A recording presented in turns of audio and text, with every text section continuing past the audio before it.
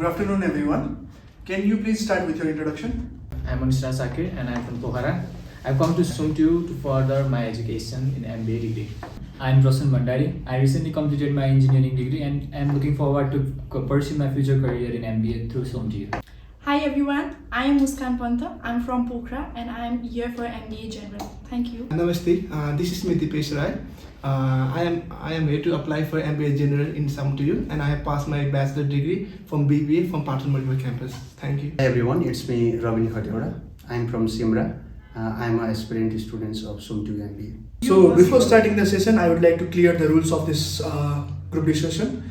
You should only speak English. Your language should be formal. You should be respectful towards other participants and you can't be aggressive. So shall we start? Okay. Now one of you just take the cheat and read it aloud. So our topic is traditional marketing best for Nepal? Traditional marketing is that marketing which is done with offline media like newspaper, billboards, printed ads, etc. So in context of Nepal, the country where the data penetration, internet penetration is very low in the rural areas, and we can know that digital marketing is only possible in the place where there is data penetration. So it's very difficult to focus on that group through digital marketing, and in order to replace that, traditional marketing is very important. And also the country like Nepal where the people emotions, trust matters a lot in their buying behavior.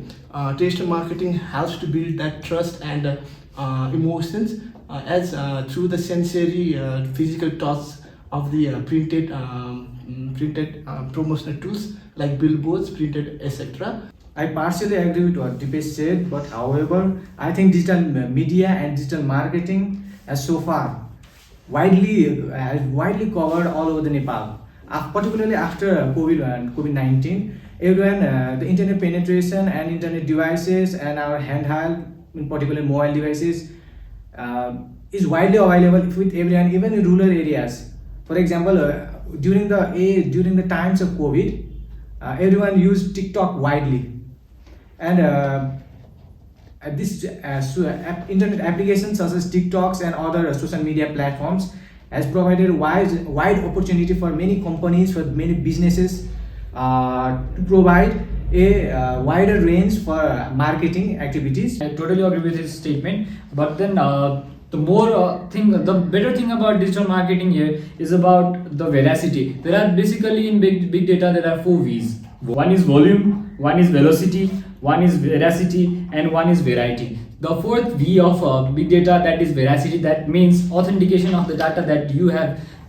The authentication of the data is very important in today's modern context.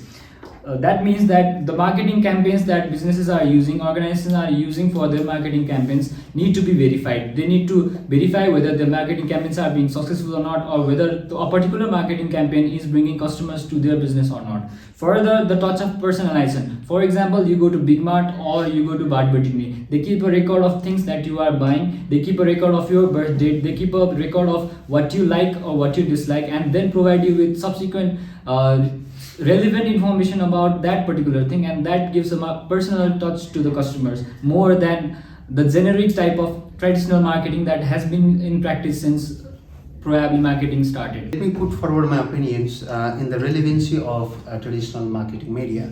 So it is not the questions about whether it is relevant in the context of Nepal or not. The data and the analytics shows the global giant companies are still spending the millions of dollars in traditional marketing. It's simply because it's remained highly effective in terms of brand visibility, brand trust, and reaching to the diverse audience. So let me give you the real life examples around it. The Coca-Cola, it is aggressively spending in traditional marketings like billboards, TV ad commercials, and sponsorships to maintain its global brand presence and emotional connections with the customers. So let me give you another examples, that is the Procter & Gamble's as a global leaders of consumer goods. It is spending a huge amounts in traditional marketings to get a reach to the mass audience. So let me focus on why it is relevant in the context of Nepal. So if you see the geographical locations of the Nepals also suggest and recommend the traditional marketings. If you go through the data of the population census 2021, it shows that more than 33.83% of the total populations are residing still in rural areas, and rural areas has one and only options to the traditional media. So I think the company has the better options to reach to that populations. So let me give you the another examples. The older generations and the rural communities often trust on the radio, televisions, newspapers. So a company should focus on these traditional marketing methods. I totally agree with Robin, and I would like to add some of the few points. Have you guys known the data that people aged 55 and older watch television as twice as much as younger people? And to reach the audience, the best approach is to focus on traditional marketing methods. And I think traditional marketing isn't just for the older people. It helps to build a stronger brand awareness for all age group because it provides hands-on sensory experience. Not only that, according to the consequent graphic, 75% of people remember a brand after seeing a print ad, only 44% after seeing an online ad. Similarly, Statista survey shows 46% of consumers find television and streaming ads the most memorable ads in compared to the 33% of social media ads. When it comes to the Nepalese community, the festivals, the local events, the gathering, concert, and the cultural events are the integral part of it.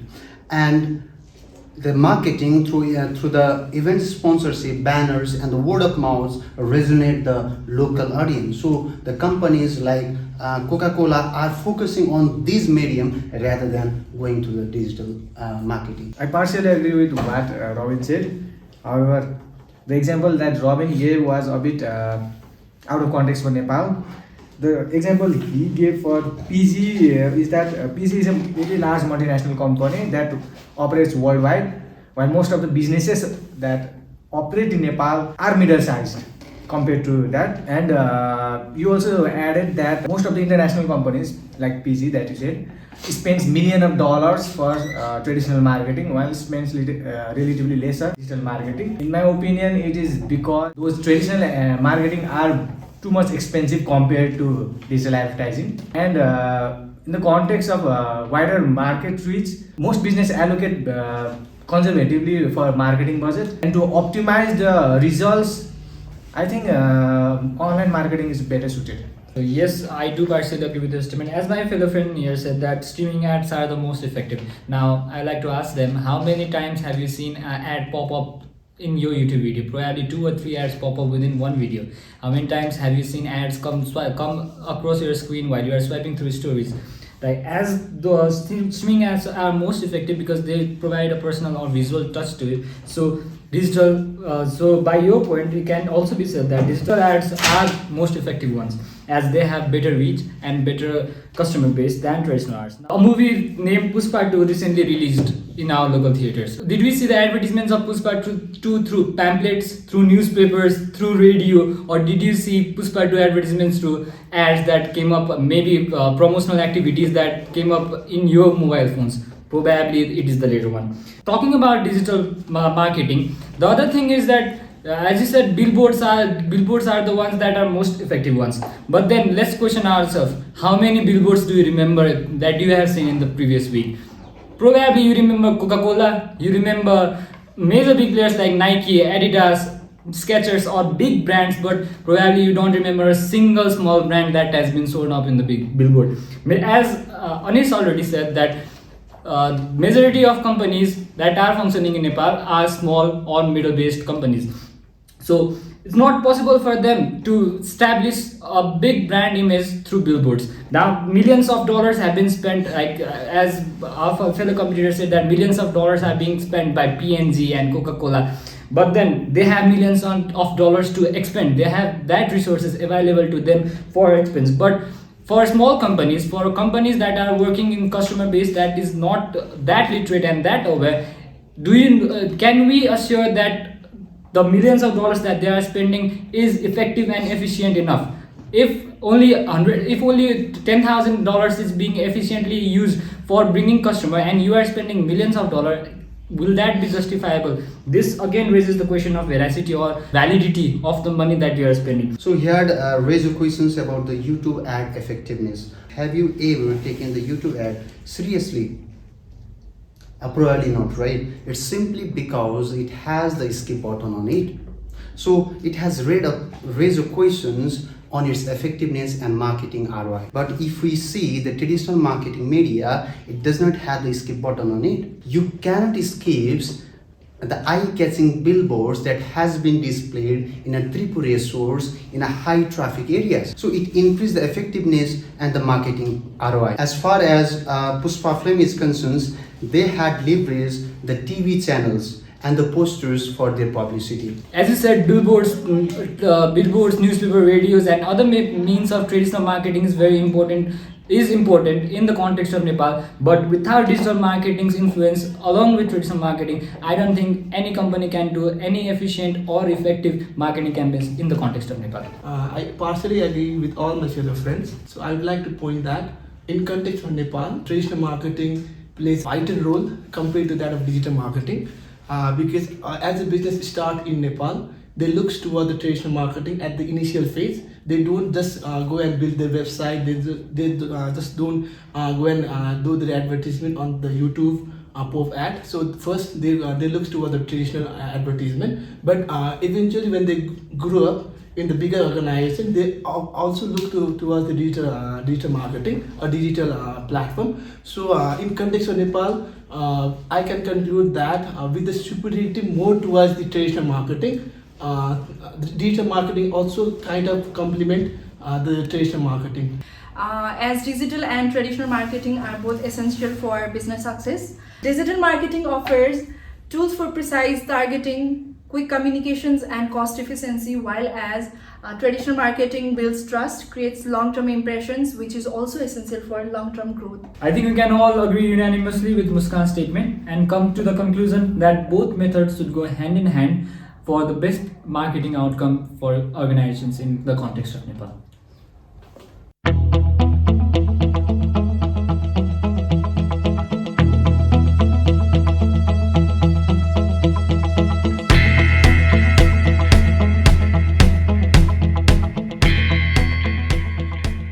So guys, it's a Bye-bye!